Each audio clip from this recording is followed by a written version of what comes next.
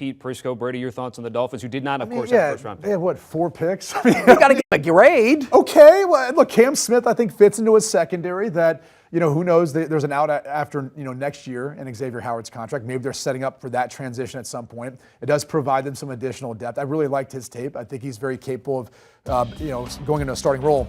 I love the Devon Achane pick. And look, this is a team that right now, I'm telling you, they could enter into the Olympics and probably be competitive winning a 4x100. Between Tyreek Hill, Jalen Waddle, Raheem Mostert, Devon Achane, I mean, with the speed they have on this roster, it's incredible. They dropped the baton. But we just talked about, by the way, as far as players who are kind of like move tight ends. We mentioned in talking about Dalton Kincaid.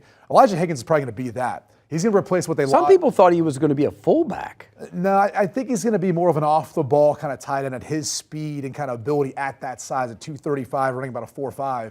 And he's got the ability to high point footballs and be a mismatch in that way. And it replaces what they lost a little bit in Mike Gesicki. So I actually like their draft class. I think they took players that are going to impact their roster. Even Hayes, the tackle out of Michigan, I think provides some depth there moving forward. It wasn't a very big draft class, but I thought they did a good job with what they had. I like Achane. I think he's going to be a good player. Don't get me wrong. I think he's going to be a really good player. He's a perfect fit for what they do. Oh, he does. He's a one cut and go kind of guy. He's perfect.